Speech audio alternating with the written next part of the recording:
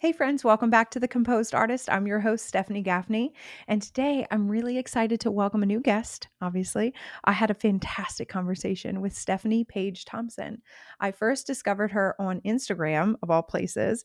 I have a love-hate relationship with that app, as we all do, but I saw on the little explore page, I saw this time-lapse painting of a little baby. Somebody had painted a little 3-month-old baby, a little oil on panel, precious little painting.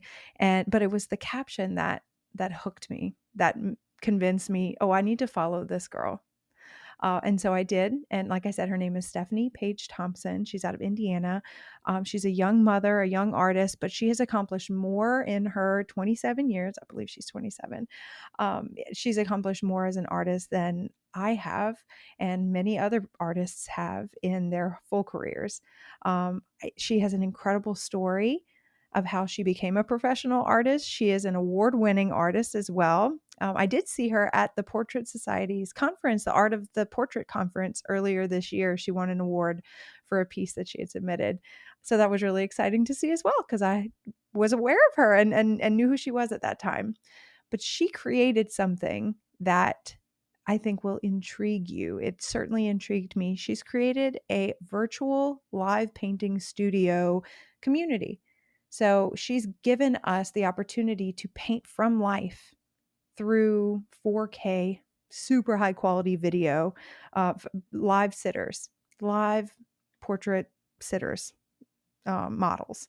And I'm honestly very excited to sign up and start painting right alongside her. It is a live painting studio, and she does mention in the episode, and I'm excited for you to dive in. I won't give you much more information. I want you to listen, but she does mention that it's not the group is not your typical teacher student workshop type of vibe. Okay. It is a painting community where we all work from the same reference. And that reference just happens to be a live person.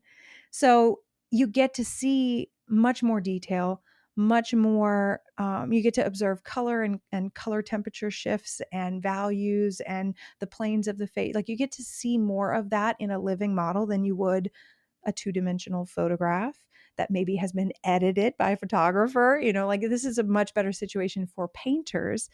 And also the opportunity that it provides for artists like myself, like you maybe, is it's a live painting group. So you can join in as she's painting live. But also the videos are recorded and uploaded. So they're building a library. So even if you do sign up and aren't able to make all the live painting sessions, you can still benefit from the recordings, which I plan to do because I think the recordings are an evening gig. And as you all know, I have children and the evenings are a lot. And the evenings are tough, especially right smack dab in the middle of dinner and bed and bath time and the whole works. So, but anyway, without further ado, I am so pleased to introduce to you Stephanie Paige Thomson, and we can hear all about broadcasting brushers in today's episode. Enjoy! Welcome to The Composed Artist, the podcast where we explore the intersection of artistry, entrepreneurship, and self-improvement and continue to pursue a more composed life. I'm your host, Stephanie, an artist specializing in live wedding painting, living in the vibrant and soulful city of New Orleans.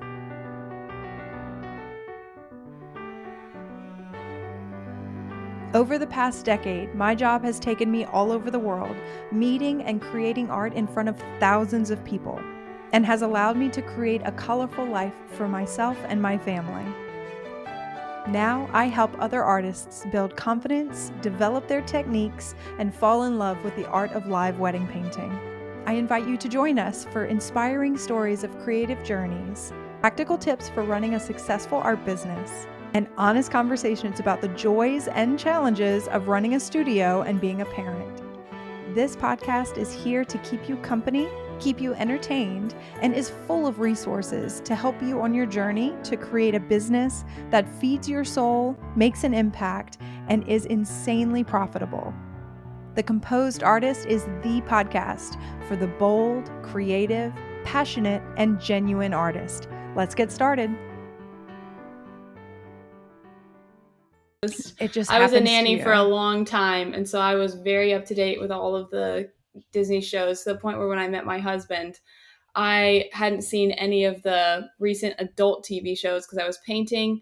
And if I wasn't painting, I was nannying. And so it was just, I was totally out of the loop about actual television and movies, but I had seen Yeah. every Disney movie. So now I'm on the opposite end a little bit. Actually, I'm sort of out of touch with both now, but that's fine.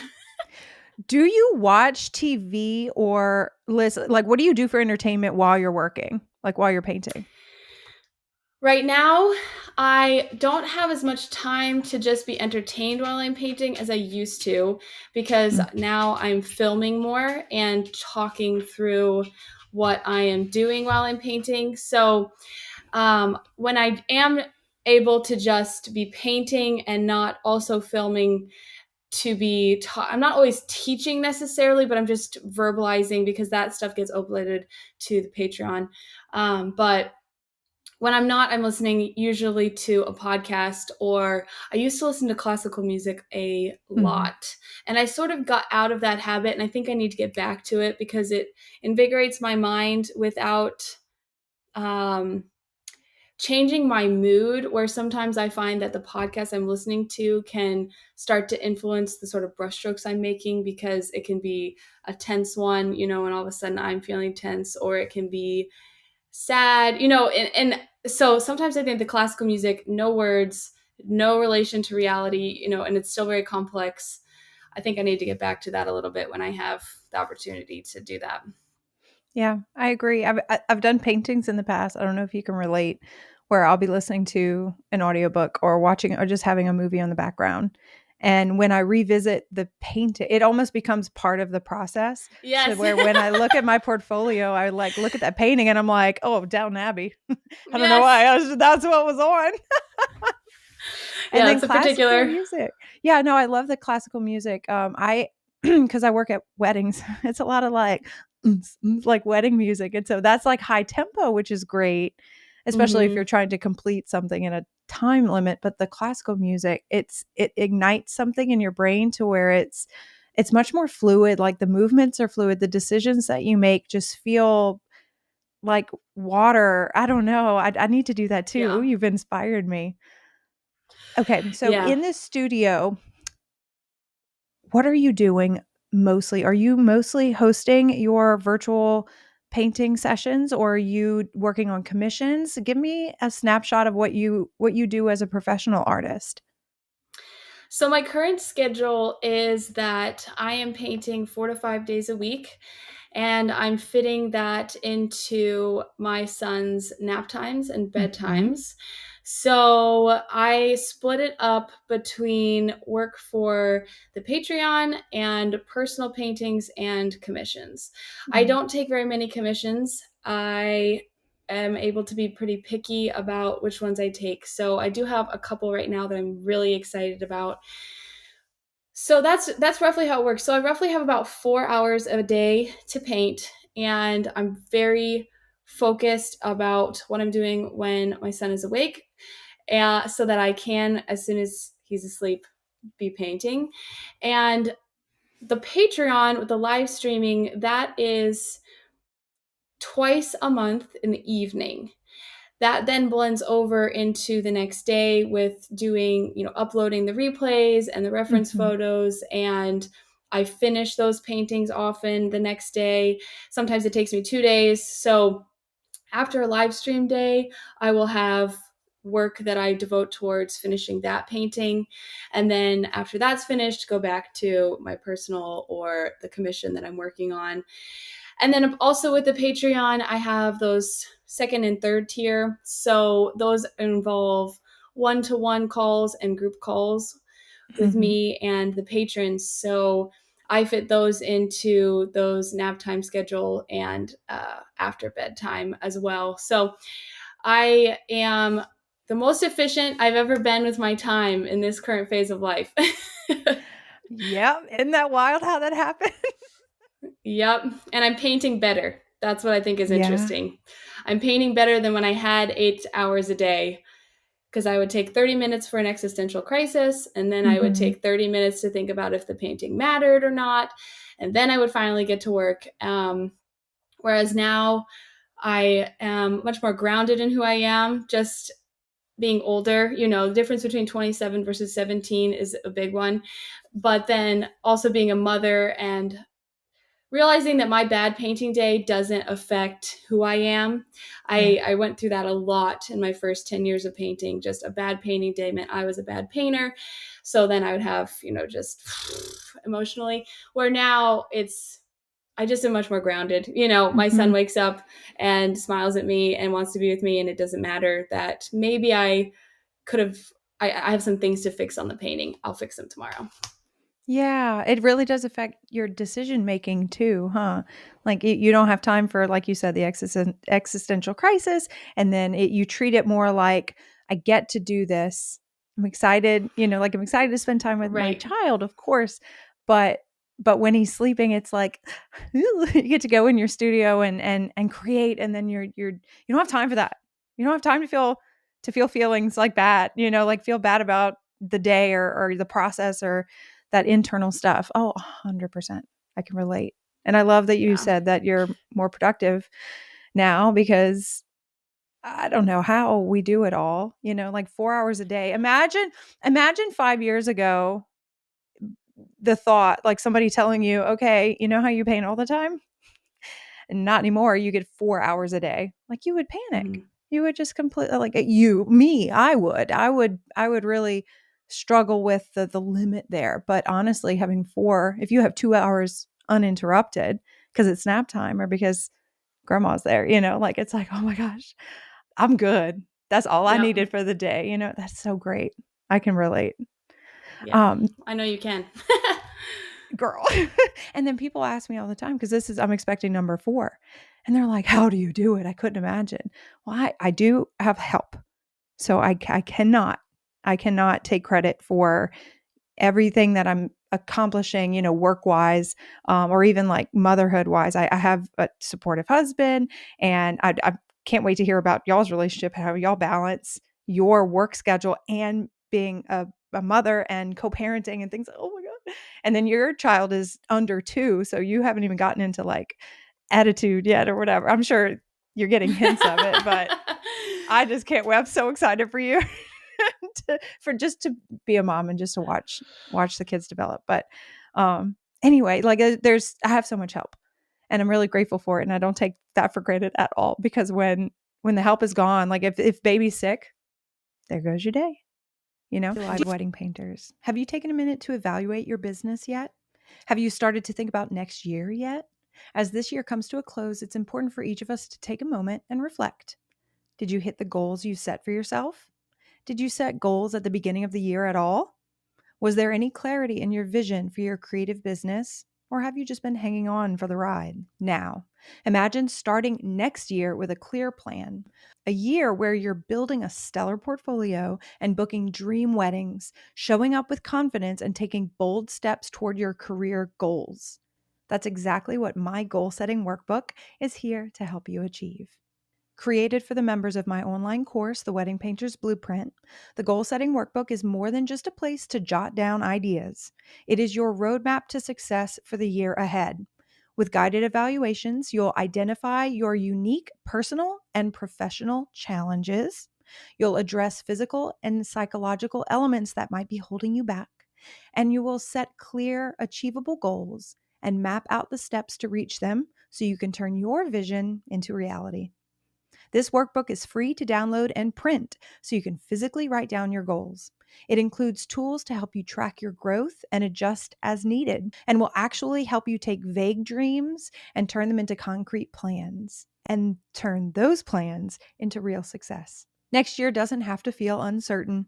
The goal setting workbook will help you take charge of your career and step into the new year with purpose and direction. Click the link in the show notes to download your free version of my goal setting workbook and kick 2025 off with clarity. Do you Right. have any, with that like in mind, the kind of need to be flexible? Do you are you able to fluctuate your schedule with the commitments that you have with broadcasting brushers and this business that you're creating, this kind of it's a product, yeah, but there's a lot involved. It's a business. Balancing that, and then the commitments that you've made for that, and then the commitments you've made to yourself for like your personal projects and the few commissions that you do take, with the need to be flexible with motherhood. Like, how's that Mm-hmm. been? So the design of broadcasting brushers, we've carefully thought through in order to make it so that both things can thrive. The family can Mm. thrive, that I can spend the time that I want to spend with my son, um, and be there as a stay-at-home mom, which I had and I want to give to my family, and still be actively participating and painting and growing and being in this community that's already so rich, even though it's only about 4 months old. So the way that we've done that is a couple of different ways. With the live streaming, you're live, you create the video, and then you upload it. And there's very little at this stage of post production. So that fits really nicely into not only the participating artists' lives, but also into my life. This whole idea was born out of my experience as an artist and as an adult, right? I started painting as a semi-child at 17. I didn't have a bunch of responsibilities. Mm. And so I had this opportunity to grow. The tier 2 and tier 3 also, they're the parts that take more one-on-one time with me, and that's where we have found a really good number. It's very limited, so that they can get the best of me, and I can devote that time one-on-one to them and still have good time at the easel myself, and keep the family, keep it from being that I am just every single night on a call. Mm. We are working hard with this, and I was laughing. My mother the other day was telling me about a TV show we need to watch, and I just candidly said, I really don't have time. I'm not watching much TV. It's like 20 minutes of How I Met Your Mother episode at 10 at night. Mhm. That's really where we're at right now. But I love it, and I am grateful to get to be working hard for both of my passions, my family and my painting. That's so exciting, and it translates so well. Obviously, if for anybody who's listening and doesn't know what we're talking about, Broadcasting Brushers is a virtual live painting group, right? So Mm-hmm. give us an introduction to Broadcasting Brushers, please, because I can describe it, but this is your baby. So introduce what it is. Yeah, totally.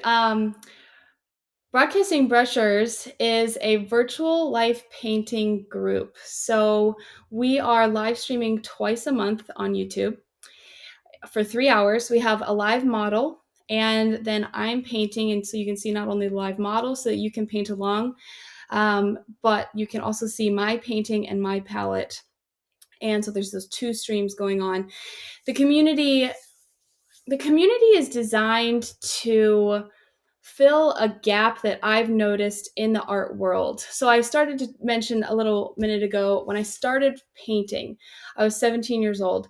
I started painting when I was 14 years old with oils, and I'd always been doing art before then. But when I really started studying art in order to be an artist was when I graduated high school. And I was 17, and I had the opportunity to take 4 years and travel the country studying with today's living masters from all different backgrounds, right? So some were more atelier focused, some had learned how I had learned with living masters, some had gone to art schools all around the country. So I had this really diverse education that I kind of got to build to suit my weaknesses and my desires. And every teacher that I've had has had a different approach, a different palette, a different philosophy to some degree, but every single artist had the same core message, which was working from life is the most important thing that you can do to teach your eye to see,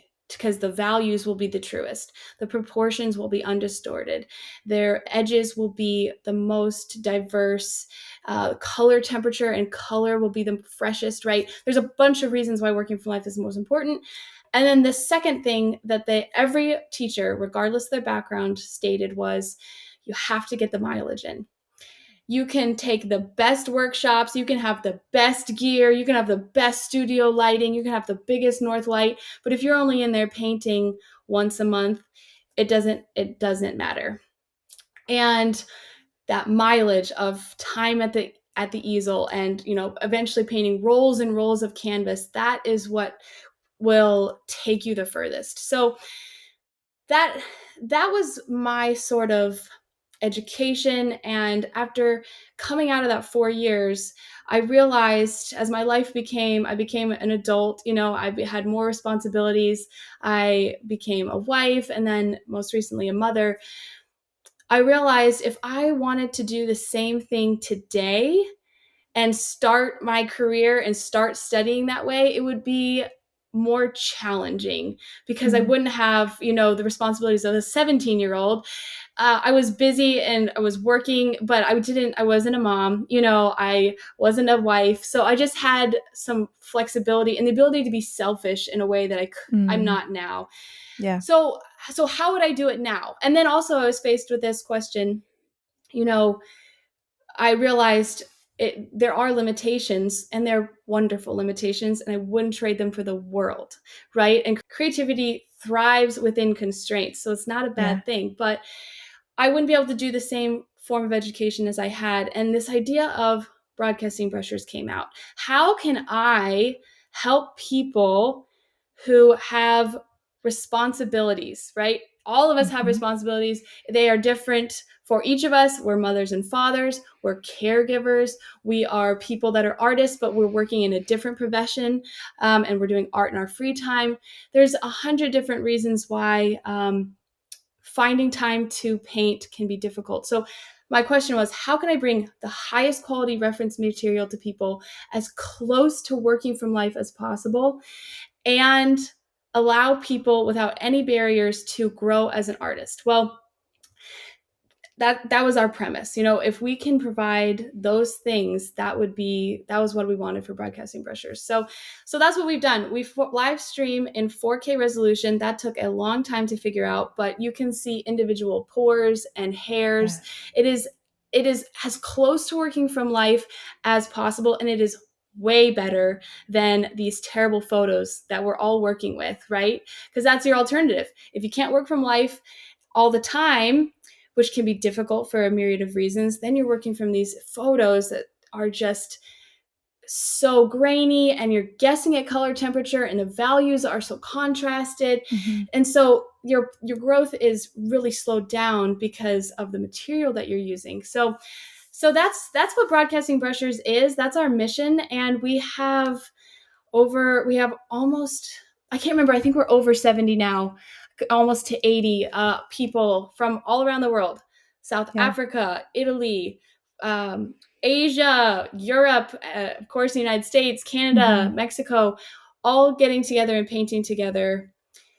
The other differentiator that I'm so excited about to see the art world really responding to is this idea. There's so many offerings out there, right? On Patreon, even specifically, because that's where we're hosted. Amazing content.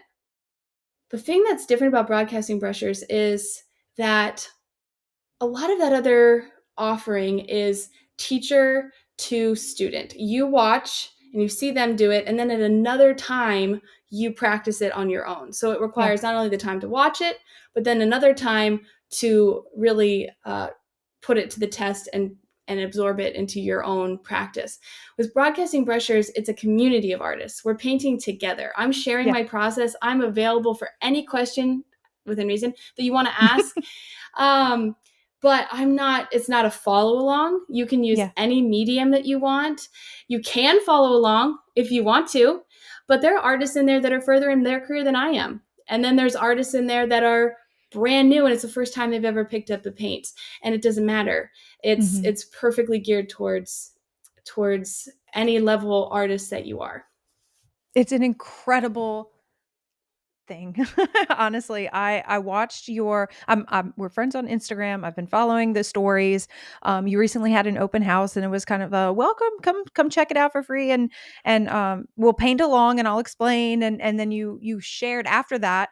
I was unable to attend because my life is, summertime and all that. But I watched all the stories and you were sharing all of the pieces that people were painting. And you're absolutely right. It's a collaborative studio. It's an open studio virtually.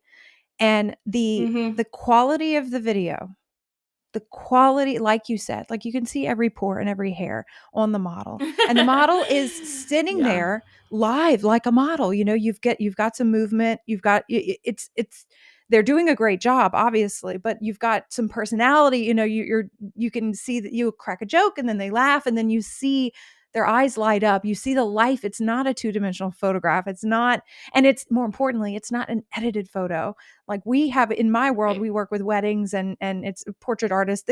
Your clients will send you a photo and you're like, can I get the raw? Because this is like obviously edited and there's no light contrast or color at all.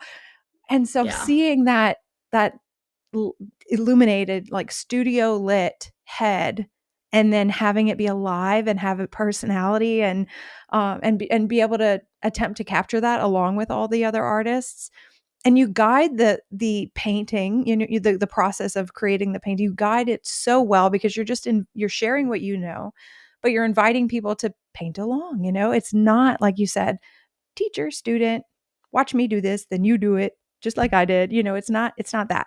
It's something completely something I haven't seen yet, other than going to a class, being enrolled in a painting class or going to an open studio and this is something that it could be more consistent. The community, people can get to know each other and engage with each other and encourage each other. I love the concept, and I was so excited to invite you on and on the podcast and have you share all about it to the listeners. This is really exciting. Can I ask you a question?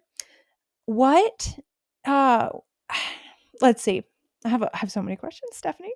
I want to know how you got into portrait painting specifically when you were 17 and you or 14 and you picked up paint for the first time, and then 17 kind of deciding that this is something you really loved and wanted to learn more about. Was it portraits that kind of hooked your attention, or was it just painting in general? It was not portraits, interestingly enough. So I had always been the arty one in my family, and long after the other kids stopped drawing because it stopped looking good, I Mhm. kept going. Mhm. Every child draws, and then somewhere along the line we fall off. I never did, so I was just always known as the art one. I would get art materials for my birthday, and I wanted to go to the museums. I loved the museums. I would spend hours in them while my siblings were languishing on the benches. So it was a huge part of my identity growing up. And when I was 17, I graduated high school. I thought, oh, maybe I'll be a dental assistant. No, I don't really think that's what I think I'm afraid to say that I would like to actually try to be an artist because I knew deep down, Stephanie, that I couldn't get a likeness and I couldn't really draw. I Mm. could copy really well, but when it came to paint my own things, I didn't realize that I didn't know anything about value or color temperature or edges or paint manipulation. I didn't know that. I just knew I couldn't get it to look like what I wanted it to look like exactly. So I took my first workshop at 17 and I didn't realize I was going in with this huge ego, but I got into that workshop and I thought, I'm always able to sort of pull out a good product and people are impressed by it. Again, I'm not thinking these things, but in hindsight, this was just my mentality, Sure. right? And so I go Mhm. in and they're talking about value. They're talking about composition. They're talking about color temperature. And I am so lost. And it seems everyone else is getting it. And a lot of the other people are professional artists in this group. I'm by far the youngest. Mhm. My materials aren't right. My canvas is scratchy. Everything is falling apart. And I thought that I was going to do a pretty bang up job. So that was my introduction to the art world. I was leveled at an ego my ego was leveled, and I Mm. realized how much I had to learn and how much I wanted to learn it. And that if my instructor was Ken Backus, who I studied with, if he could make that gorgeous painting that I was seeing, and he's telling me its value, its composition, it's the ability to draw, its edges, I can learn those things if he learned them. So I left that workshop and immediately found a woman who was local that could teach me, that I would go to her house and she could teach me to see and to get a likeness and to understand proportion and really train my eye. So I studied with her. I was at her house twice a week. I was in her drawing and her painting class for well over a year, and she was a portrait painter. So that's why I went to portraits, because I knew I couldn't get a likeness. I knew I didn't understand all these elements, and that if I could understand them on a portrait, which would be one of the harder things, right? You can move a tree in a landscape, you can't Yeah. move a nose on a portrait. Yeah. So that's really why I dived into portraiture when I did, because I knew that I couldn't do it. Oh my gosh. The humility. Oh, like literally, I'm thinking of all the times in my life where I've been like flattened, humbled, like thinking I got this. I could do this. I could do something, like it'll come out. Like you said, like I could produce a product that people are impressed by, like that's, it's the validation you've Right. received as an artistically gifted child your whole life. And it's just, you just, oh, you're so good. Receiving that and hearing that. And it's a good thing because it gives you the confidence to try, and then getting to certain Mm-hmm. levels and realizing, woo, I have so much left to learn. And I still feel that way. Right. I'm 34 this year. So do I. I said, girl. I didn't realize that. I didn't realize that, the journey of learning to paint is just constantly learning how much you still have yet to Yeah. learn. Your Yeah. sights raised and you want to make a higher level of work, and then it's like, oh, you're Mhm. always seeking after something you can't quite yet do. And it's so fun, especially as artists, because it's you're creating a painting and you're capturing a deeper level of likeness, and you're learning new little tricks and a better understanding of the techniques that you're attempting. And how fun. Oh my gosh. Like Yep. this is the best job in the world. And I'm so appreciative. I teach. I have an online course, and then I kind of mentor, but wedding painters, and it's a lot of wedding industry related advice and business advice and that kind of thing. And what I know painting wise, that instruction I give freely. But I love meeting other artists. There's something about the art world. It's so generous. There's a lot of competition. There's a lot Mm-hmm. of like nastiness out there as well. And it's so sad to see, because the majority of artists that I meet in every walk of life, they're so generous. They're very much like Yeah. it's not even an apprenticeship mentality. It's a master teaching the next generation, and everyone. I really captured that essence of generosity. I mean, I see it in you. You're so young, but you have so much experience with your 4-year program that you went on after you turned 17. Um, you're sharing everything that you know through broadcasting brushers, which is phenomenal. It's so generous. But recently I went to the Art of the Portrait conference, which is the Portrait Society of America's conference. And then I saw Yeah. you there, and I was like, get out of town. She's so young, and she's like winning awards for portraiture. Just incredible. But everyone there was so generous. They had workshops, Mm-hmm. and you sat down and had lunch across the table with, an icon, an art, and like a very well-known gifted artist, and they're just a regular dude, Paul Newton. I sat across from him and introduced myself and forgot who he was for a minute, and I was like, "Oh, what do you do? Tell me about your way." And he just shared. We had a wonderful conversation, but everyone was like that, and that's what I Yeah. love about this world, this industry.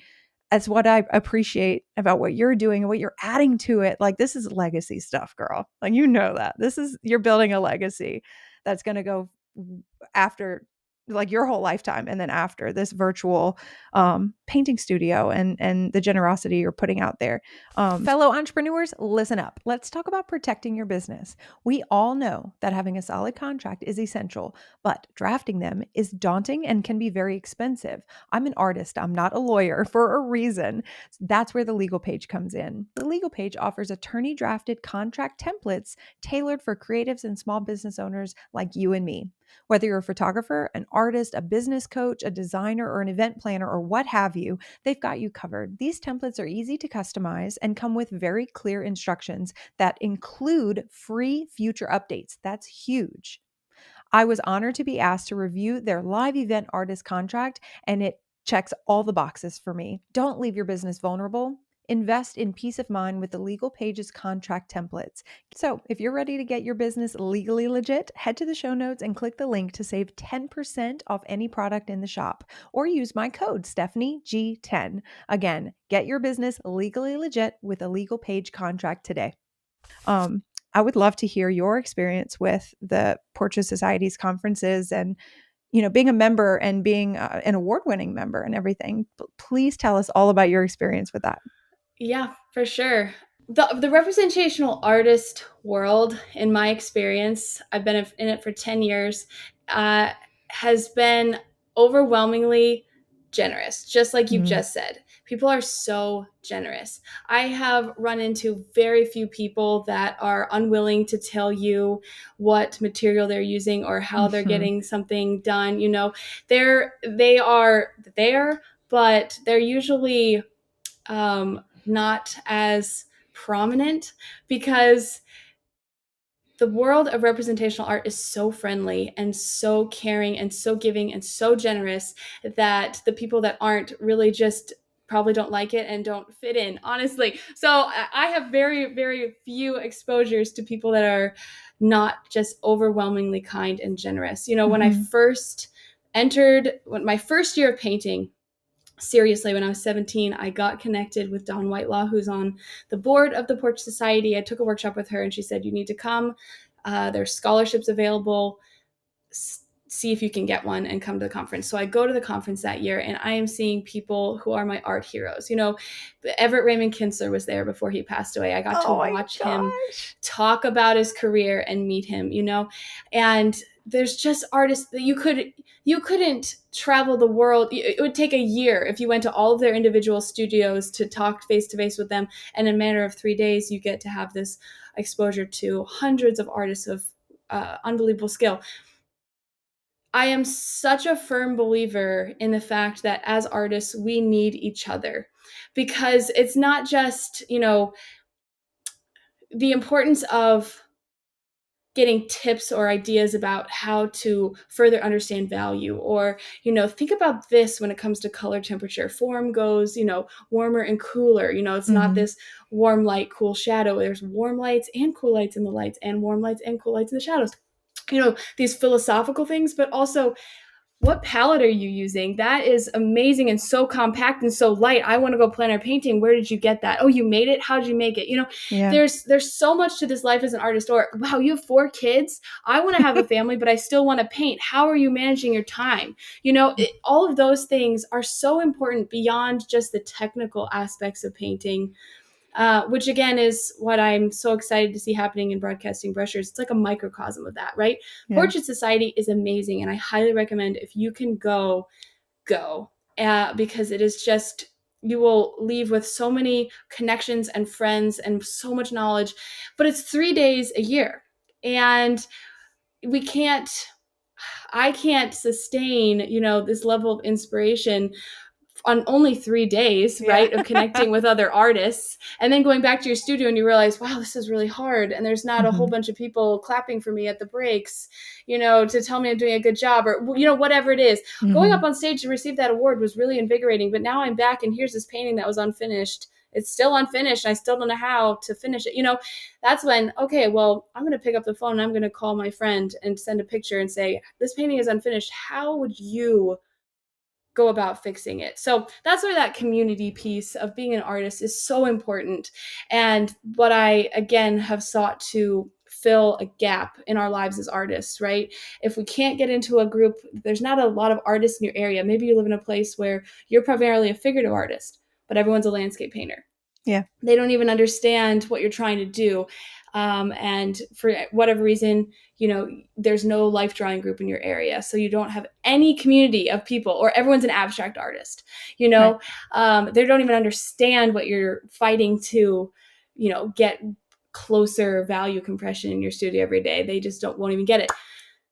Well, that's where Broadcasting Butchers comes in, so that you can have that community. You don't have to wait for this 3 days out of the year to have this, like, sort of, it's like a high, almost a creative high, where Yeah. there's a time limit. There's this community of people, and you can get advice.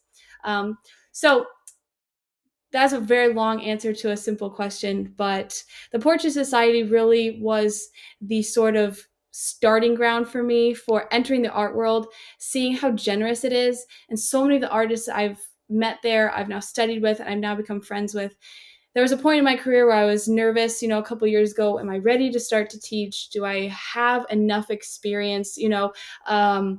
If I don't want to jump into this too quickly and Right. then slow down my progress, because suddenly I'm just thinking about what my students need, and I'm not Yes. just growing, working for my own growth, and I had a conversation with Michael Shane Neal, who's the president of, or the head chair, can't exactly Yeah. remember, executive director. He's like the head one. He's the head honcho. And He's the guy.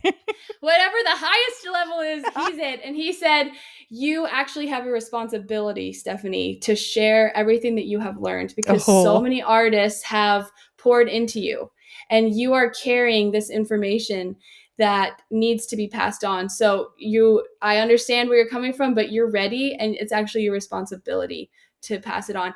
And I just thought, it like gives you chills, like, oh wow, Yeah. that's really exciting.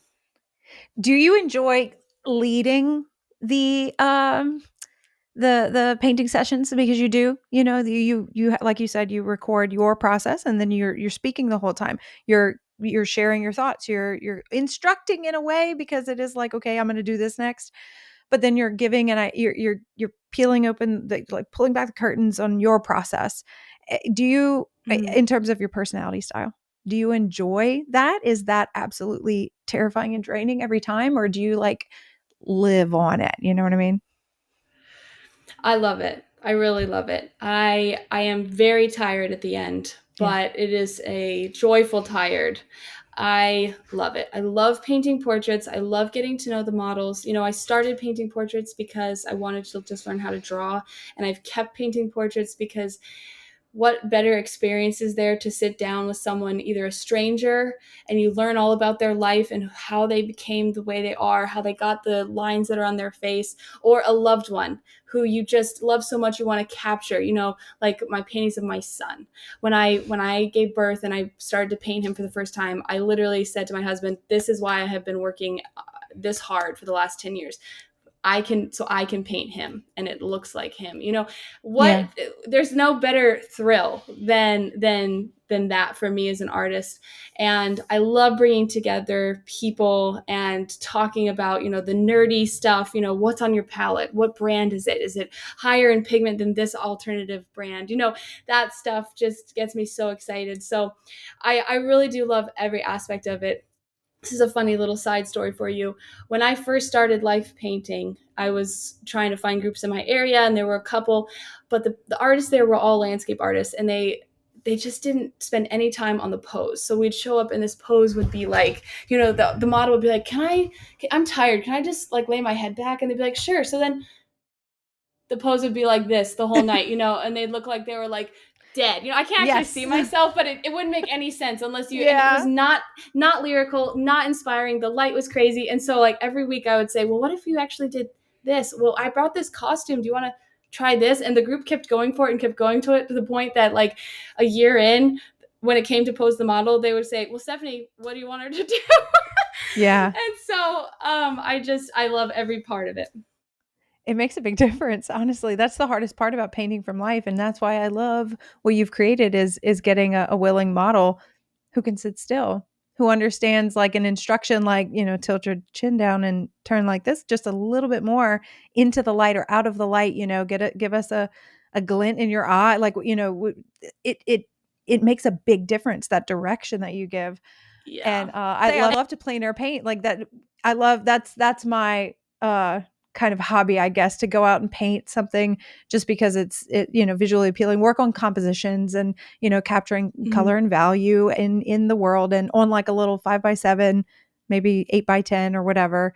And just for me, just to capture the light just for a minute and with no pressure to sell, because when you run a business or you do Yes. commissions, it's like time is money. Like I have to make a decision on how I'm going to spend my time. And it's, maybe a Yeah. commission would be, you know, beneficial, like financially. And so those little paintings are, that's my out. That's fun. I did a little, a master study of, Soroya's, this painting behind me. I just recently did it. And I was like, yes, I'm just studying the brush work and the colors he uses. I went and figured out what his palette was and then switched to his palette to see what colors I could come up with. Oh my god, it was so much fun. I'm gonna do that again for sure. But yeah, It's it's beautiful. thank you. It's kind of out of focus, but it's on Instagram if I anyone saw can it on see it. Instagram. I know every detail of it. It's beautiful.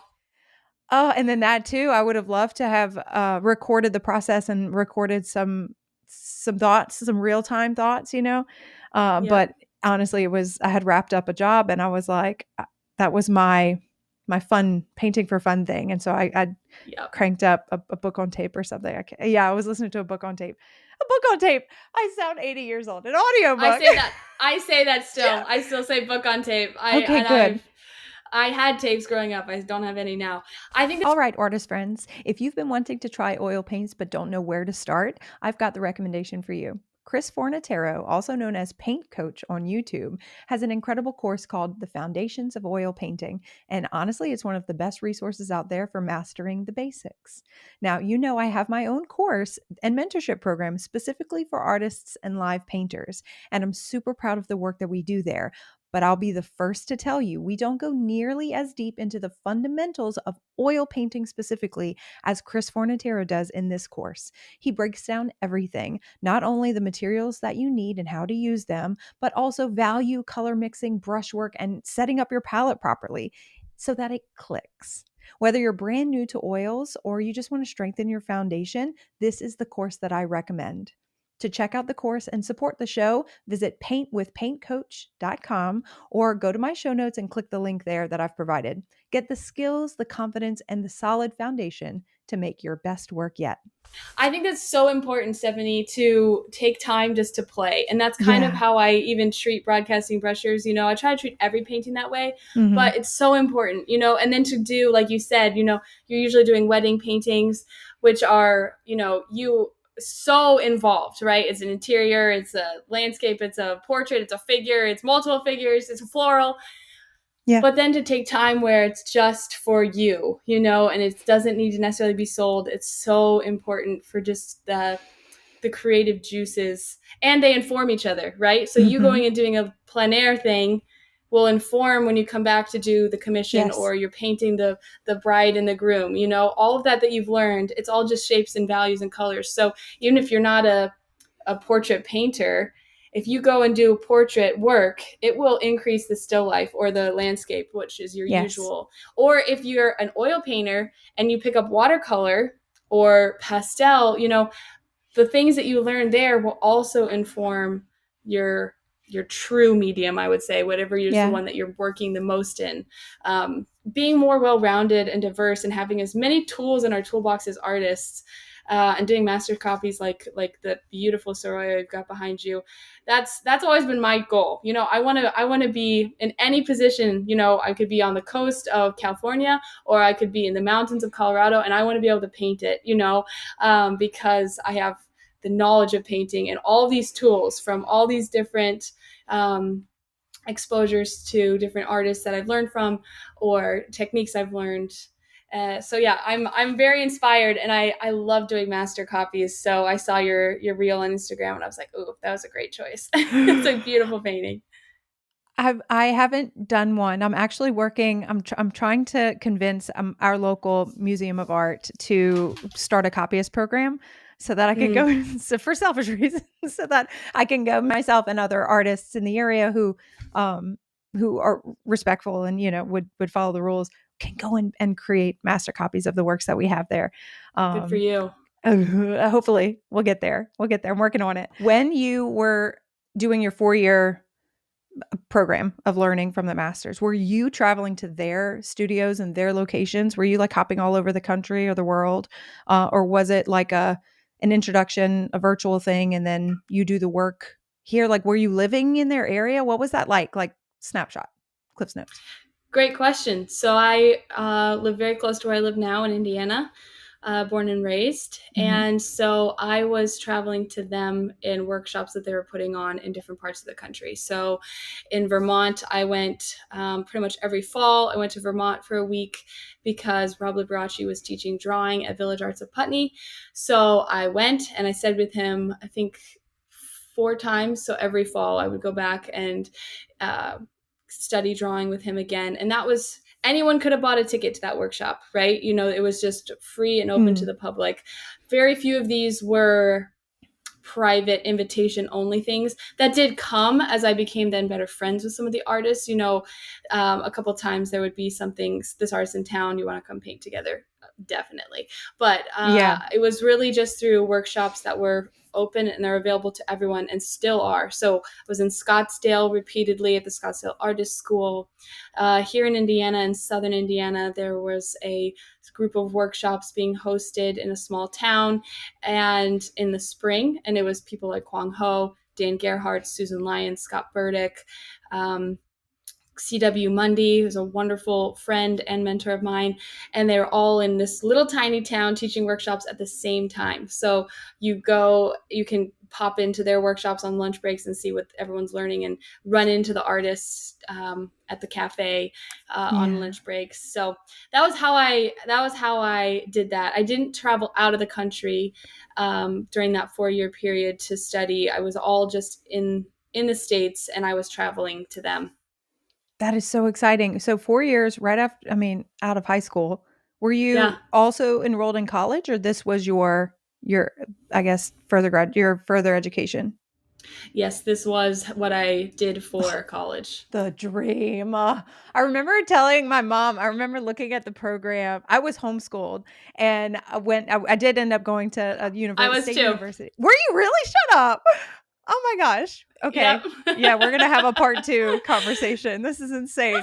I remember telling my mom, I knew I wanted to go to college and honestly grow up for 4 more years because I wanted to be a stay at home mom. Like that to me, that was like the dream. Like that's Hmm. in terms of relationship with the family and what you were creating in the world and in terms of legacy and your children, just the relationships, the Yes. bonds. Yeah, we're gonna have to do this again. But anyway, I did want to go to college, get a degree, grow up, have that experience, and then that whatever came next. And I was like, Mom, they have you could like get a degree in painting and drawing. Did you know that? And she said, "Oh, I don't know. I wouldn't do that," because she didn't know. Uh, Honestly, this was 2009, and Instagram wasn't a thing. Like this whole opportunity that's available now with social Hmm. media and like marketing online and selling work online, that wasn't a thing back then. Yeah. And so she was like, I don't know. I doubt it would be easy to get a job as a painter or an illustrator or something like that. Why don't you do something that's more applicable, like graphic design? So that's what I did. But I remember thinking, get out of town. Like you could just paint and draw and get credits and get a degree and then do that for a living. Like that was wild to me. That sounded so exciting, and you did that, and that's incredible. Hmm. What did you do next? If you wrapped up this period of time, because I mean, I guess it was like a self-created program of yours to like tackle Hmm. as many workshops as possible or get to a certain point. So you did this for 4 years, and then what happened? I was in the workshops. I took about 3 a year for 4 years. And Mhm. as I was painting for at least 4 or 5 hours a day. I was also nannying so that I had money to buy paint materials. I had a desk job at a certain point too. So I was just a very busy um, 17, 18-year-old. I was just making terrible painting after terrible painting with the hope that someday they would be good. And then all of a sudden I would have one that would have an element that really actually had some promise, And so I started entering those few paintings that rose above the rest into shows. And I started with local shows and then moved to regional shows and then to a national show, and had a goal to get into my first national show by the time I turned 20. And I made that goal, which was very exciting. So sort of along the way, Stephanie, my career started, which I think is, I'm a huge proponent of studying this way. Because you're in my case, I was working as well as painting. I was working outside of art because I Mhm. wanted to learn to paint and not be trying to sell what I was doing, and again, slow down my progress because it needed Mhm. to sell. I just needed to just focus on growth. So I was making money elsewhere and doing this debt free. That was Yeah. very important to me because making a living as an artist, I think, is difficult enough without entering it in the red. So I was very fortunate to be able to do that. So when I graduated, right, it sort of slowly tapered off to the point where now I was busier because I had show deadlines and I was receiving commissions. So it sort of just naturally flowed into then painting full time Mhm. versus when in your traditional program, you don't even think about entering a show or sort of entering the art world until you've already graduated, right? And so Yeah. by going to Porch Society all along the way as well, I already had connections in the art world. So by the time I sort of, like I said, graduated, even though it wasn't a typical program, I had this sort of career path started that I just needed to continue working Yeah. to see through. That's really exciting. I'm excited for you. That sounds like a dream come true. And I'm now so you've been grateful. painting. Yeah, what are you grateful for? Well, just for the education that I had and for my parents' support and for Yes. people along the way giving advice saying, you can do it this way. It's not traditional, but artists, people that are buying paintings and collectors, they don't look and see, okay, but what is her alma mater and what was her GPA at that alma Sure. mater? Right. They either like the painting or they don't like the painting. It looks like them or it doesn't look like them. They respond or they don't. And that was one of the bigger pieces of advice was, if you paint well, it will be recognized. And the collectors, they don't care. And even art schools, if you are good enough, they don't care that you don't have a degree either. They're going to invite you to come teach because you have the knowledge. It's about the knowledge and not always the letters behind your name. So I'm Yes. grateful to have had that sort of advice along the way. It was Yeah. difficult as a 17-year-old to do that and have all of my peers going into school, and they Mhm. have breaks. I never had breaks. So, Yeah. and they had a lot of, and then their parents are asking my mom, so when is she really going to start doing something? When is she actually going to get a job? And my mom was like, oh, she has one. So it was, it's fraught with lots of emotion too, but I'm very grateful for the path. What like character building, work ethic, you developed early, and because being a nanny, it's hard enough being a mom, but being a substitute mom for other people's kids, I did that also when I was in high school, and woof, that's it just is fun. It's fun, especially if you like kids and you're good with kids. It's a great little job for a young person, but doing that alongside your creative practice, and oh my gosh, I'm so happy. I'm so excited. You may have heard me talk about my little side business, my little fine art print shop. I create an original painting, I take a photo of it, and I print it, and I print it again and again and again. I make hundreds of dollars, thousands of dollars a year on prints. It's so easy. And I learned everything I know about creating my own prints and printing them in house from Laurie Ann Gonzalez and her Art to Print course. I highly recommend If you are an artist and you want to make easy money from your original works and even the commission works, you can resell those as prints. I recommend you check out Art to Print.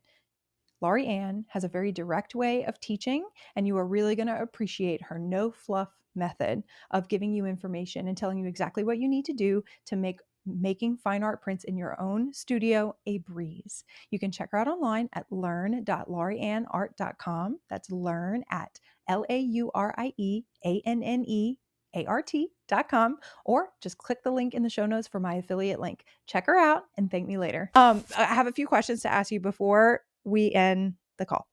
What is a skill that you learned in a previous job that prepared you for your current role? It wasn't a job, but it was a passion and a sport that I undertook when I was 16. So this will lead to a whole other topic that we don't have time to talk about, but I became a licensed falconer at 16 years old, which means that you become licensed to trap and train a wild bird of prey and then hunt with them like in medieval times. And you learn to communicate with this bird and what it and work with them, and it's just an unbelievably hard and difficult but exhilarating pursuit. And it taught me this, which then really, I think, aided me in my painting career.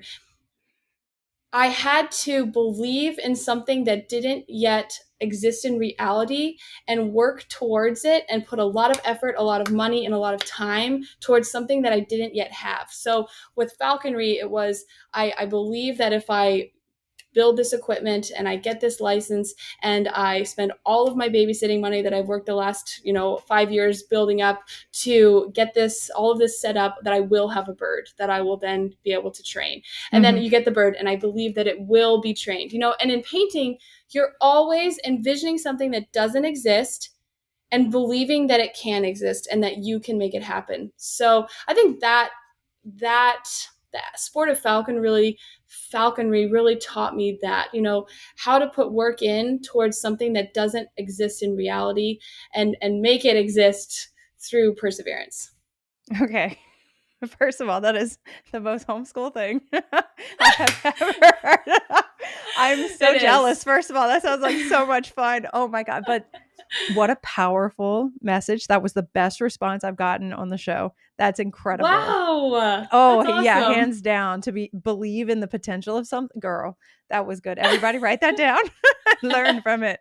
Thank you for sharing that. Okay, what is, as a mother, as an artist, and then a working mother, what is this tip that you have for either staying motivated to work, to be creative, to do, or like if you're on maternity leave or you've fallen away from that, experiencing burnout, what advice do you have in terms of like getting that motivation back? That's a super good question. Particularly speaking to a postpartum mother, I would say take a break and do not worry about it and enjoy your baby. Give it a break. Those shows are going to come back next year. Your baby will not be a baby next year. And love that season. Don't even worry. If you don't even feel creative. I had a huge creative slump towards middle of the pregnancy, towards until about my son was 3 months old. And I was worried about it. And Mm, that 3 month mark hit and I started coming to, sleeping better and yeah. feeling better. And my son's, nursing issues resolved, and all of a sudden it was like, I'm not in pain all the time. I have brain power. Oh, I never didn't want to not paint. I just didn't have the capacity to do it. So Mhm. just thrive in the season that you're in and throw yourself in. If you're postpartum, I would say just relish it. But as you're coming out of that and then you're figuring out, okay, how do I balance a creative life and having these other responsibilities, whether it's children or, like I said earlier, maybe you're a caregiver for an elderly parent, or, Mm, there's things in your life that make being creative difficult. I would find small times where you can just sketch something you're interested that has no ties towards making money, doesn't need to go on social media. It's just for you. And Yeah. I think if you just take a small period of time just for you, just to enjoy and explore, all of a sudden, all of that motivation will come flooding back. It might take a couple different sketches because the first one might be clumsy and you hate it and you think, oh, see, I shouldn't have started. My career's over.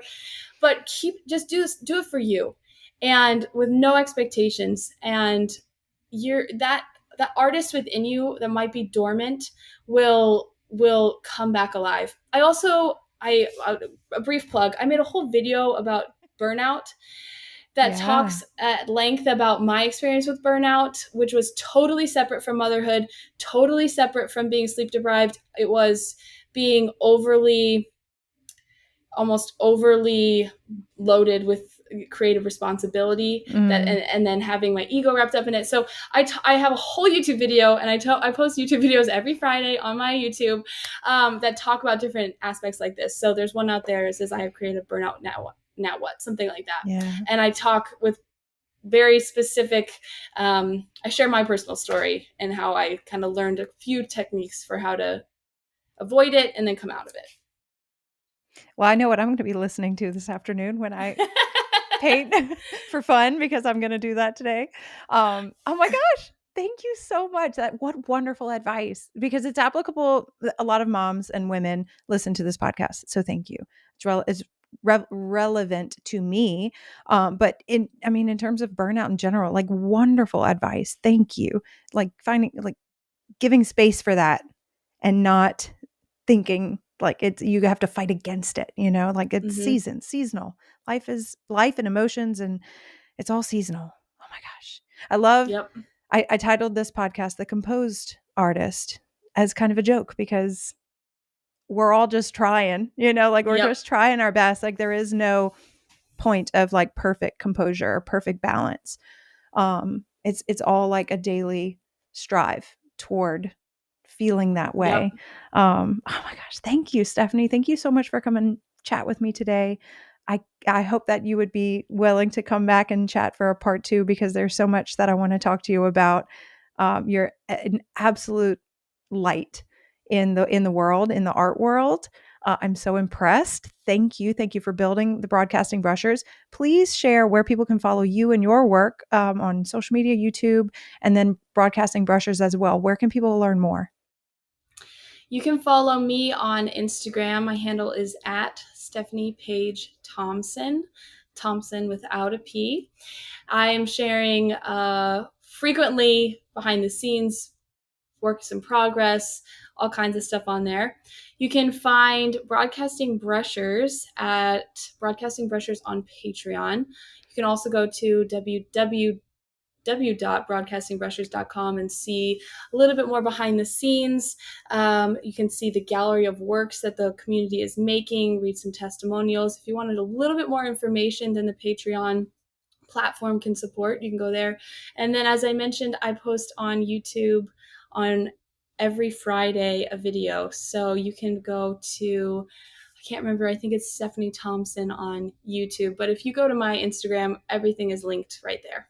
Yeah, please go follow her on Instagram. Her work is phenomenal. I actually discovered Stephanie through my For You page.